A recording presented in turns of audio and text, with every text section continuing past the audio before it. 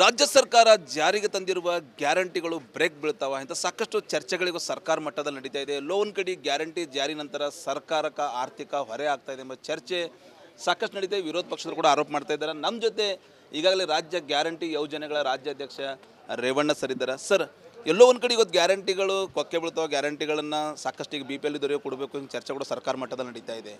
ಗ್ಯಾರಂಟಿಗಳು break ಬೀಳ್ತಾವ ಎಂಬ ಚರ್ಚೆ ಕೂಡ ನಡೀತಾ ಇದೆ. ಸರ್, ತಾವೇನು ಹೇಳಿದ್ರಿ?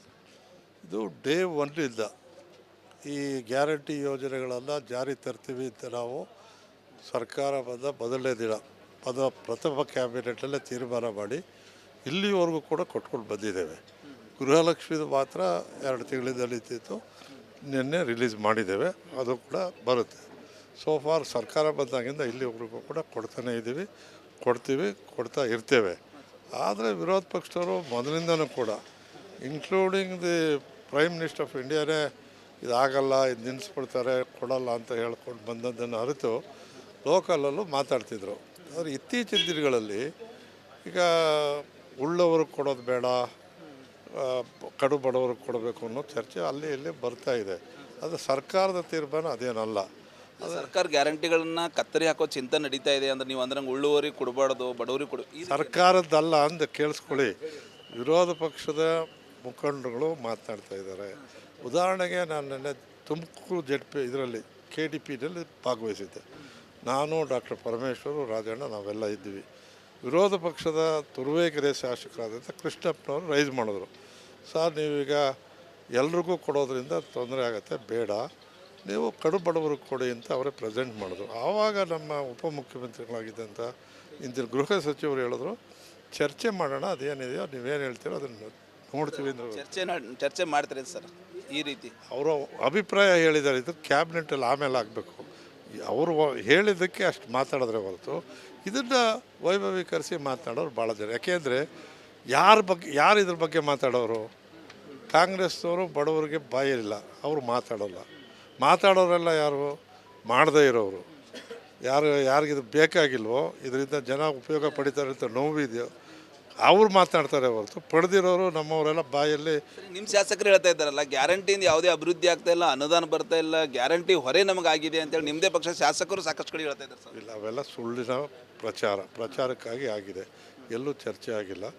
ಬಡ್ಜೆಟಲ್ಲೇ ನಾವು 57,000 ಕೋಟಿನ ನಿಗದಿ ಮಾಡಿ ಶಾಶ್ವತವಾಗಿ ಕೊಡ್ತಾ ಇದ್ವಿ, ನಿರಂತರವಾಗಿ ಕೊಡ್ತಾ ಇದ್ವಿ. ಪರಿಷ್ಕರಣೆ ಮಾಡ್ತಾರೆ ಸರ್, ಅಂದ್ರೆ ಹಿಂದೂರಿಗೆ ಸಿಗಬೇಕು, ಬಡವರಿಗೆ ಸಿಗಬೇಕು, ಕೆಲವರು ಶ್ರೀಮಂತರು ತಗೋತಾ ಇದ್ದಾರೆ. ಉದಾಹರಣೆಗೆ ಈಗ ಬಸ್ಸಲ್ಲಿ ಒಬ್ಬ ಮಹಿಳೆ ಮೊನ್ನೆ DK ಶಿವಕುಮಾರ್ ಮಾತಾಡಿದ್ದೇನು, ಒಬ್ಬ ಮಹಿಳೆ ನನಗೆ ಬೇಡ, ನನ್ನ ಹತ್ರ ಹಣ ಇದೆ, ನಾನು ಸ್ಥಿತಿವಂತೆ, ಟಿಕೆಟ್ ಕೊಡಿ ಅಂತ ಕೇಳೋದು. ಆ ಕಂಡಕ್ಟ್ರ್ ಅಸಹಾಯಕ, ಯಾಕೆಂದರೆ ಮಹಿಳೆಯರಿಗೆ ಟಿಕೆಟ್ ಕೊಡೋಂಗಿಲ್ಲ. ಅದರಿಂದ ಆತ ನಾನು ನೋಡ್ತೀನಿ ಅಂತ ಅದನ್ನು ಅಂಥವು ವಿಷಯಗಳು ಬರುತ್ತೆ ಹೊರತು ಕಾರ್ಯಕ್ರಮ ನಿಲ್ಲಲ್ಲ. ಉದಾಹರಣೆಗೆ ಕಾರವಾರದಲ್ಲಿ 2,800 ಜನ ಸ್ಥಿತಿವಂತರು, ನಮಗೆ ಗೃಹಲಕ್ಷ್ಮಿ ಹಣ ಬೇಡ, ನಾವು ಸ್ಥಿತಿವಂತರಿದ್ದೇವೆ, ಇದನ್ನು ಬಡವರು ಕೊಡಿ ಅಂತ ಕೊಟ್ಟಿದ್ದಾರೆ. ನಾನು ಹೇಳಿದೆ, ಆ ರೀತಿ ಯಾರಾದರೂ ಬೇಡ ಅಂತ ಹೇಳಿದ್ರೆ, ಈಗ ಮೋದಿಯವರು ಉಜ್ವಲ ಗ್ಯಾಸ್ನ ಬಿಡಿ ಅಂತ ಕಾಲೇ ಕೊಟ್ಟಿದ್ರಪ್ಪ, ಅದನ್ನ ಯಾರೂ ಮಾತಾಡಲ್ಲ. ಆದರೆ ನಮ್ಮ ಪಕ್ಷದ ಅಥವಾ ನಮ್ಮ ಕಾರ್ಯಕ್ರಮ ಬಂದರೆ ಎಲ್ರಿಗೂ ಒಂಥರ ಎಲ್ಲರಿಗೂ ಅಂದ್ರೆ ಆಲ್ರೆಡಿ ಈಗ ನೋಡ್ರಿ, ಗೃಹಲಕ್ಷ್ಮಿದು ಹಣ 3 ತಿಂಗಳದ್ದು ಬಂದಿಲ್ಲ. ಇವನ್ ನೀವು ಪಡಿತರ ಆಹಾರ ಧಾನ್ಯ ಅದನ್ನು ದುಡ್ಡು ಕೊಡ್ತಂದ್ರೆ ಅದು 3 ತಿಂಗಳದ್ದು ಬಂದಿಲ್ಲ ಸರ್. ಜನರೇ ಎಲ್ಲೊಂದು ಕಡೆ ಮಹಿಳೆಯರು ಜನರು ಕೇಳ್ತಾ ಇದ್ದಾರೆ, ನುಡಿದಪ್ಲೆ ನಡೀರಿ, ಕುಡ್ರಿ ಅಂತ ಜನರು ಕೇಳ್ತಾ ಇದ್ದಾರೆ. ಜನರ ಮಾತು ನಾವು ನಿಮಗೆ ಕೇಳ್ತಾ ಇದ್ದೀವಿ ಸರ್. ಹೌದೌದು, ಇದರಲ್ಲಿ ಎಲ್ಲರದು ಮಾತುಗಳಿಲ್ಲ. ಯಾರು ಉಳ್ಳವರಿದ್ದಾರೆ, ಯಾರು ಇದರಲ್ಲಿ ಕಿರಿಕಿರಿ ಮಾಡಬೇಕು ಅನ್ನೋರು ಮಾತ್ರ ಕೇಳ್ತಾರೆ. ಯಾಕೆಂದರೆ ಕೊಡ್ತಾನೂ ಇದೀವಿ. ಈಗ ಇಷ್ಟು ಸರ್ಕಾರ ಬಂದಾಗಿಂದ ಕೊಡ್ತಾನೆ ಇದ್ದೀವಲ್ಲ, ಅದನ್ನ ಯಾಕೆ ಮಾತಾಡಲ್ಲ? 2 ತಿಂಗಳು ಕೊಟ್ಟಿರಲಿಲ್ಲ, ರಿಲೀಸು ಮಾಡಿದ್ದೀವಿ, ಈಗ ಬರುತ್ತೆ. ರಾಜ್ಯ ಜನರಿಗೆ ಏನು ಭರವಸೆ ಕೊಡ್ತಾರೆ ಸರ್ ಒಂದು ಗ್ಯಾರಂಟಿ ರಾಜ್ಯಾಧ್ಯಕ್ಷರಾಗಿ? ನಿಲ್ಲಲ್ಲ, ಗ್ಯಾರಂಟಿ ಯೋಜನೆಗಳು ನಿಲ್ಲಲ್ಲ, ಖಂಡಿತ ಕೊಡ್ತೇವೆ.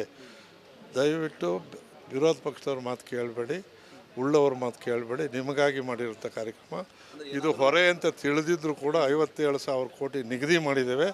4 ಲಕ್ಷ ಚಿಲ್ಲರೆ ಇರ್ತಕ್ಕಂಥ ಬಡ್ಜೆಟಲ್ಲಿ 57,000 ಕೋಟಿ ನಿಗದಿ ಮಾಡಿ ಅದರಿಂದ ಕೊಡ್ತಾ ಇದ್ದೇವೆ ಸರ್. ಇದು ಈಗಾಗಲೇ ರಾಜ್ಯ ಗ್ಯಾರಂಟಿ ಯೋಜನೆಗಳ ಅಧ್ಯಕ್ಷ ರೇವಣ್ಣ ಅವ್ರ ಮಾತಂತ ಹೇಳೋದು. ಕ್ಯಾಮ್ರಾ ಪರ್ಸನ್ ಭರತ್ ಜೊತೆ ನಾನು ಮಲ್ಲಿಕಾರ್ಜುನ ರಿಪಬ್ಲಿಕ್ ಕನ್ನಡ, ಬೀದರ್. ರಾಜ್ಯ ಸರ್ಕಾರ ಜಾರಿಗೆ ತಂದಿರುವ ಗ್ಯಾರಂಟಿಗಳು ಬ್ರೇಕ್ ಬೀಳ್ತಾವ ಇಂಥ ಸಾಕಷ್ಟು ಚರ್ಚೆಗಳಿಗೂ ಸರ್ಕಾರ ಮಟ್ಟದಲ್ಲಿ ನಡೀತಾ ಇದೆ. ಎಲ್ಲೋ ಒಂದು ಕಡೆ ಗ್ಯಾರಂಟಿ ಜಾರಿ ನಂತರ ಸರ್ಕಾರಕ್ಕೆ ಆರ್ಥಿಕ ಹೊರೆ ಆಗ್ತಾ ಇದೆ ಎಂಬ ಚರ್ಚೆ ಸಾಕಷ್ಟು ನಡೀತಾ ಇದೆ. ವಿರೋಧ ಪಕ್ಷದರು ಕೂಡ ಆರೋಪ ಮಾಡ್ತಾ ಇದ್ದಾರೆ. ನಮ್ಮ ಜೊತೆ ಈಗಾಗಲೇ ರಾಜ್ಯ ಗ್ಯಾರಂಟಿ ಯೋಜನೆಗಳ ರಾಜ್ಯಾಧ್ಯಕ್ಷ ರೇವಣ್ಣ ಸರ್ ಇದ್ದಾರೆ. ಸರ್, ಎಲ್ಲೋ ಒಂದು ಕಡೆ ಇವತ್ತು ಗ್ಯಾರಂಟಿಗಳು ಕೊಕ್ಕೆ ಬೀಳ್ತಾವೆ, ಗ್ಯಾರಂಟಿಗಳನ್ನು ಸಾಕಷ್ಟು ಈಗ BPL ಇದ್ದವರಿಗೆ ಕೊಡಬೇಕು, ಹಿಂಗೆ ಚರ್ಚೆ ಕೂಡ ಸರ್ಕಾರ ಮಟ್ಟದಲ್ಲಿ ನಡೀತಾ ಇದೆ.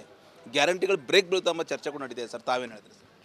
ಇದು ಡೇ ಒನ್ಲಿಂದ ಈ ಗ್ಯಾರಂಟಿ ಯೋಜನೆಗಳನ್ನು ಜಾರಿ ತರ್ತೀವಿ ಅಂತ ನಾವು ಸರ್ಕಾರ ಬಂದ ಮೊದಲನೇ ದಿನ ಪ್ರಥಮ ಕ್ಯಾಬಿನೆಟಲ್ಲೇ ತೀರ್ಮಾನ ಮಾಡಿ ಇಲ್ಲಿವರೆಗೂ ಕೂಡ ಕೊಟ್ಕೊಂಡು ಬಂದಿದ್ದೇವೆ. ಗೃಹಲಕ್ಷ್ಮಿದು ಮಾತ್ರ 2 ತಿಂಗಳಿಂದ ನಡೀತಿತ್ತು, ನಿನ್ನೆ ರಿಲೀಸ್ ಮಾಡಿದ್ದೇವೆ, ಅದು ಕೂಡ ಬರುತ್ತೆ. ಸೋ ಫಾರ್ ಸರ್ಕಾರ ಬಂದಾಗಿಂದ ಇಲ್ಲಿವರೆಗೂ ಕೂಡ ಕೊಡ್ತಾನೇ ಇದ್ದೀವಿ, ಕೊಡ್ತಾ ಇರ್ತೇವೆ. ಆದರೆ ವಿರೋಧ ಪಕ್ಷದವರು ಮೊದಲಿಂದನೂ ಕೂಡ including the prime minister of ಇಂಡಿಯಾನೇ ಇದಾಗಲ್ಲ, ಇದು ನಿಲ್ಲಿಸ್ಬಿಡ್ತಾರೆ, ಕೊಡಲ್ಲ ಅಂತ ಹೇಳ್ಕೊಂಡು ಬಂದದ್ದನ್ನು ಅರಿತು ಲೋಕಲಲ್ಲೂ ಮಾತಾಡ್ತಿದ್ರು. ಆದರೆ ಇತ್ತೀಚಿನ ದಿನಗಳಲ್ಲಿ ಈಗ ಉಳ್ಳವರು ಕೊಡೋದು ಬೇಡ, ಕಡು ಬಡವ್ರಿಗೆ ಕೊಡಬೇಕು ಅನ್ನೋ ಚರ್ಚೆ ಅಲ್ಲಿ ಇಲ್ಲಿ ಬರ್ತಾ ಇದೆ. ಅದು ಸರ್ಕಾರದ ತೀರ್ಮಾನ ಅದೇನಲ್ಲ. ಸರ್ಕಾರ ಗ್ಯಾರಂಟಿಗಳನ್ನ ಕತ್ತರಿ ಹಾಕೋ ಚಿಂತೆ ನಡೀತಾ ಇದೆ ಅಂದ್ರೆ ನೀವು ಅಂದ್ರೆ ಉಳ್ಳುವರಿಗೆ ಕೊಡಬಾರ್ದು, ಬಡವರಿಗೆ ಕೊಡು, ಸರ್ಕಾರದ್ದಲ್ಲ ಅಂದ ಕೇಳಿಸ್ಕೊಳ್ಳಿ. ವಿರೋಧ ಪಕ್ಷದ ಮುಖಂಡರುಗಳು ಮಾತನಾಡ್ತಾ ಇದ್ದಾರೆ. ಉದಾಹರಣೆಗೆ ನಾನು ನೆನ್ನೆ ತುಮಕೂರು ಇದರಲ್ಲಿ KDPನಲ್ಲಿ ಭಾಗವಹಿಸಿದ್ದೆ. ನಾನು, ಡಾಕ್ಟರ್ ಪರಮೇಶ್ವರು, ರಾಜಣ್ಣ ನಾವೆಲ್ಲ ಇದ್ದೀವಿ. ವಿರೋಧ ಪಕ್ಷದ ತುರುವೇಕೆರೆ ಶಾಸಕರಾದಂಥ ಕೃಷ್ಣಪ್ಪನವರು ರೈಸ್ ಮಾಡಿದ್ರು, ಸರ್ ನೀವೀಗ ಎಲ್ರಿಗೂ ಕೊಡೋದ್ರಿಂದ ತೊಂದರೆ ಆಗುತ್ತೆ, ಬೇಡ ನೀವು ಕಡು ಬಡವರಿಗೆ ಕೊಡಿ ಅಂತ ಅವರೇ ಪ್ರೆಸೆಂಟ್ ಮಾಡಿದ್ರು. ಆವಾಗ ನಮ್ಮ ಉಪಮುಖ್ಯಮಂತ್ರಿಗಳಾಗಿದ್ದಂಥ ಇಂದಿನ ಗೃಹ ಸಚಿವರು ಹೇಳಿದ್ರು, ಚರ್ಚೆ ಮಾಡೋಣ, ಅದೇನಿದೆಯೋ ನೀವೇನು ಹೇಳ್ತೀರೋ ಅದನ್ನು ನೋಡ್ತೀವಿ ಅಂದ್ರೆ ಚರ್ಚೆ ಮಾಡ್ತಾರೆ ಸರ್. ಈ ರೀತಿ ಅವರ ಅಭಿಪ್ರಾಯ ಹೇಳಿದ್ದಾರೆ, ಇದು ಕ್ಯಾಬಿನೆಟಲ್ಲಿ ಆಮೇಲೆ ಆಗಬೇಕು. ಅವರು ಹೇಳಿದ್ದಕ್ಕೆ ಅಷ್ಟು ಮಾತಾಡಿದ್ರೆ ಹೊರತು ಇದನ್ನು ವೈಭವೀಕರಿಸಿ ಮಾತನಾಡೋರು ಭಾಳ ಜನ. ಯಾಕೆಂದರೆ ಯಾರು ಇದ್ರ ಬಗ್ಗೆ ಮಾತಾಡೋರು? ಕಾಂಗ್ರೆಸ್ನವರು ಬಡವರಿಗೆ ಬಾಯಿಲ್ಲ, ಅವರು ಮಾತಾಡೋರೆಲ್ಲ ಯಾರು? ಮಾಡದೇ ಇರೋರು. ಯಾರಿಗಿದು ಬೇಕಾಗಿಲ್ವೋ, ಇದರಿಂದ ಜನ ಉಪಯೋಗ ಪಡಿತಾರೆ ಅಂತ ನೋವಿದೆಯೋ ಅವ್ರು ಮಾತನಾಡ್ತಾರೆ ಹೊರತು ಪಡೆದಿರೋರು ನಮ್ಮವರೆಲ್ಲ ಬಾಯಲ್ಲಿ. ನಿಮ್ಮ ಶಾಸಕರು ಹೇಳ್ತಾ ಇದ್ದಾರಲ್ಲ, ಗ್ಯಾರಂಟಿಯಿಂದ ಯಾವುದೇ ಅಭಿವೃದ್ಧಿ ಆಗ್ತಾ ಇಲ್ಲ, ಅನುದಾನ ಬರ್ತಾ ಇಲ್ಲ, ಗ್ಯಾರಂಟಿ ಹೊರೆ ನಮಗಾಗಿದೆ ಅಂತೇಳಿ ನಿಮ್ಮದೇ ಪಕ್ಷ ಶಾಸಕರು ಸಾಕಷ್ಟು ಕಡೆ ಹೇಳ್ತಾ ಇದ್ದಾರೆ ಸರ್. ಇಲ್ಲ, ಅವೆಲ್ಲ ಸುಳ್ಳಿನ ಪ್ರಚಾರಕ್ಕಾಗಿ ಆಗಿದೆ, ಎಲ್ಲೂ ಚರ್ಚೆ ಆಗಿಲ್ಲ. ಬಡ್ಜೆಟಲ್ಲೇ ನಾವು 57,000 ಕೋಟಿನ ನಿಗದಿ ಮಾಡಿ ಶಾಶ್ವತವಾಗಿ ಕೊಡ್ತಾ ಇದ್ವಿ, ನಿರಂತರವಾಗಿ ಕೊಡ್ತಾ ಇದ್ವಿ. ಪರಿಷ್ಕರಣೆ ಮಾಡ್ತಾರೆ ಸರ್, ಅಂದ್ರೆ ಹಿಂದೂರಿಗೆ ಸಿಗಬೇಕು, ಬಡವರಿಗೆ ಸಿಗಬೇಕು, ಕೆಲವರು ಶ್ರೀಮಂತರು ತಗೋತಾ ಇದ್ದಾರೆ. ಉದಾಹರಣೆಗೆ ಈಗ ಬಸ್ಸಲ್ಲಿ ಒಬ್ಬ ಮಹಿಳೆ ಮೊನ್ನೆ DK ಶಿವಕುಮಾರ್ ಮಾತಾಡಿದ್ದೇನು, ಒಬ್ಬ ಮಹಿಳೆ ನನಗೆ ಬೇಡ, ನನ್ನ ಹತ್ರ ಹಣ ಇದೆ, ನಾನು ಸ್ಥಿತಿವಂತೆ, ಟಿಕೆಟ್ ಕೊಡಿ ಅಂತ ಕೇಳೋದು. ಆ ಕಂಡಕ್ಟ್ರ್ ಅಸಹಾಯಕ, ಯಾಕೆಂದರೆ ಮಹಿಳೆಯರಿಗೆ ಟಿಕೆಟ್ ಕೊಡೋಂಗಿಲ್ಲ. ಅದರಿಂದ ಆತ ನಾನು ನೋಡ್ತೀನಿ ಅಂತ ಅದನ್ನು ಅಂಥವು ವಿಷಯಗಳು ಬರುತ್ತೆ ಹೊರತು ಕಾರ್ಯಕ್ರಮ ನಿಲ್ಲಲ್ಲ. ಉದಾಹರಣೆಗೆ ಕಾರವಾರದಲ್ಲಿ 2,800 ಜನ ಸ್ಥಿತಿವಂತರು, ನಮಗೆ ಗೃಹಲಕ್ಷ್ಮಿ ಹಣ ಬೇಡ, ನಾವು ಸ್ಥಿತಿವಂತರಿದ್ದೇವೆ, ಇದನ್ನು ಬಡವರು ಕೊಡಿ ಅಂತ ಕೊಟ್ಟಿದ್ದಾರೆ. ನಾನು ಹೇಳಿದೆ, ಆ ರೀತಿ ಯಾರಾದರೂ ಬೇಡ ಅಂತ ಹೇಳಿದ್ರೆ, ಈಗ ಮೋದಿಯವರು ಉಜ್ವಲ ಗ್ಯಾಸ್ನ ಬಿಡಿ ಅಂತ ಕಾಲೇ ಕೊಟ್ಟಿದ್ರಪ್ಪ, ಅದನ್ನ ಯಾರೂ ಮಾತಾಡಲ್ಲ. ಆದರೆ ನಮ್ಮ ಪಕ್ಷದ ಅಥವಾ ನಮ್ಮ ಕಾರ್ಯಕ್ರಮನ ಬಂದರೆ ಎಲ್ರಿಗೂ ಒಂಥರ ಎಲ್ಲರಿಗೂ ಅಂದ್ರೆ ಆಲ್ರೆಡಿ ಈಗ ನೋಡ್ರಿ, ಗೃಹಲಕ್ಷ್ಮಿದು ಹಣ 3 ತಿಂಗಳಾಯ್ತು ಬಂದಿಲ್ಲ. ಇವನ್ ನೀವು ಪಡಿತರ ಆಹಾರ ಧಾನ್ಯ ಅದನ್ನು ದುಡ್ಡು ಕೊಡ್ತಂದ್ರೆ ಅದು 3 ತಿಂಗಳಾಯ್ತು ಬಂದಿಲ್ಲ ಸರ್. ಜನರೇ ಎಲ್ಲೊಂದು ಕಡೆ ಮಹಿಳೆಯರು ಜನರು ಕೇಳ್ತಾ ಇದ್ದಾರೆ, ನುಡಿದಪ್ಲೆ ನಡೀರಿ ಕುಡ್ರಿ ಅಂತ ಜನರು ಕೇಳ್ತಾ ಇದ್ದಾರೆ. ಜನರ ಮಾತು ನಾವು ನಿಮಗೆ ಕೇಳ್ತಾ ಇದ್ದೀವಿ ಸರ್. ಹೌದೌದು, ಇದರಲ್ಲಿ ಎಲ್ಲರದು ಮಾತುಗಳಿಲ್ಲ. ಯಾರು ಉಳ್ಳವರಿದ್ದಾರೆ, ಯಾರು ಇದರಲ್ಲಿ ಕಿರಿಕಿರಿ ಮಾಡಬೇಕು ಅನ್ನೋರು ಮಾತ್ರ ಕೇಳ್ತಾರೆ. ಯಾಕೆಂದರೆ ಕೊಡ್ತಾನೂ ಇದೀವಿ, ಈಗ ಇಷ್ಟು ಸರ್ಕಾರ ಬಂದಾಗಿಂದ ಕೊಡ್ತಾನೆ ಇದ್ದೀವಲ್ಲ, ಅದನ್ನ ಯಾಕೆ ಮಾತಾಡಲ್ಲ? 2 ತಿಂಗಳು ಕೊಟ್ಟಿರಲಿಲ್ಲ, ರಿಲೀಸು ಮಾಡಿದ್ದೀವಿ, ಈಗ ಬರುತ್ತೆ. ರಾಜ್ಯ ಜನರಿಗೆ ಏನು ಭರವಸೆ ಕೊಡ್ತಾರೆ ಸರ್ ಒಂದು ಗ್ಯಾರಂಟಿ ರಾಜ್ಯಾಧ್ಯಕ್ಷರಾಗಿ? ನಿಲ್ಲಲ್ಲ, ಗ್ಯಾರಂಟಿ ಯೋಜನೆಗಳು ನಿಲ್ಲಲ್ಲ, ಖಂಡಿತ ಕೊಡ್ತೇವೆ. ದಯವಿಟ್ಟು ವಿರೋಧ ಪಕ್ಷದವ್ರ ಮಾತು ಕೇಳಬೇಡಿ, ಉಳ್ಳವ್ರ ಮಾತು ಕೇಳಬೇಡಿ. ನಿಮಗಾಗಿ ಮಾಡಿರೋಂಥ ಕಾರ್ಯಕ್ರಮ ಇದು. ಹೊರೆ ಅಂತ ತಿಳಿದಿದ್ರು ಕೂಡ 57,000 ಕೋಟಿ ನಿಗದಿ ಮಾಡಿದ್ದೇವೆ.